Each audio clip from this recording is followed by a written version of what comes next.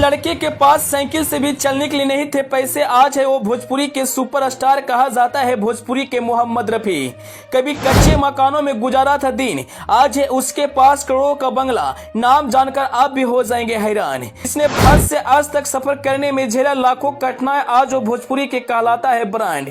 जी, आज हम भोजपुरी के एक ऐसे कलाकार के बारे में बताने जा रहे हैं जिसने कल बहुत ही संघर्षों में गुजारा था। वो दिन रात मेहनत करके भोजपुरी में एक पहचान बनाया है, जिसे भोजपुरी के मोहम्मद रफी कहा जाता है और सनी देओल कहा जाता है। हम ऐसा इसलिए कह रहे हैं, उनके आवाज में एक जादू है, उनके गाने के लोग दीवाने हैं। कोई भी ऐसा घर या मंदिर नहीं होगा जिसमें सुबह सुबह उनका देवी गीत नहीं बजता होगा। उन्होंने भोजपुरी में जो देवी गीत गा दिया है, आज तक कोई नहीं गा पाया। अगर हम बात उनकी एक्टिंग की करें तो वह बॉलीवुड के सनी देओल की तरह करते हैं। जी, हम बात कर रहे हैं भोजपुरी के पावर स्टार पवन सिंह के बारे में। पवन सिंह भोजपुरी के बादशाह कहे जाते हैं। उनका गाने का अंदाज, लाइफ स्टाइल और गाने का तरीके से उन्हें भोजपुरी के पावर स्टार कहा जाता है। आज हम पवन सिंह से जुड़े कुछ रोचक बातें बताएंगे जिसे सुनकर आप हैरान रह जाइएगा। पवन सिंह का जन्म 5 जनवरी 1986 को आरा बिहार के जोखरी में हुआ था।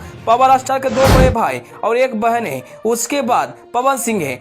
पवन सिंह के मां ने पवन सिंह के फिल्म में भैया के साली ओढ़निया वाली पर एक बहुत बड़ा खुलासा किया। उन्होंने कहा कि फिल्म में पवन सिंह की रियल लाइफ पर थी। वो अपने बड़े भाई के साली से प्यार करते थे और उन्होंने शादी भी किया जिसका नाम नीलम सिंह था। बता दें कि पवन सिंह 2 शादियां किए हैं। पहला शादी नीलम सिंह के साथ किए और वो कुछ महीने बाद नीलम सिंह दुनिया छोड़कर चली गई। उसके बाद अक्षरा सिंह के साथ रिलेशनशिप में रहे। फिर दूसरी शादी ज्योति सिंह के साथ किए। फिलहाल ज्योति सिंह और पवन सिंह का मामला कोर्ट में चल रहा है। बता दें कि अभी तक पवन सिंह भोजपुरी में लगभग 3000 से ज्यादा गाना गा चुके हैं। वहीं वीडियो एल्बम की बात करें तो लगभग 900 से ज्यादा वीडियो एल्बम भी कर चुके हैं। पवन सिंह साल में लगभग 4 से 5 करोड़ रुपया कमाते हैं। उनकी कुल संपत्ति की बात करें तो लगभग 41 करोड़ की संपत्ति है। वो एक लग्जरी लाइफ जीते हैं। एक समय ऐसा था कि पवन सिंह को मुंबई में भूखे पेट भी सोना पड़ा था। वो कच्चे मकान में रहे थे, लेकिन आज उनके पास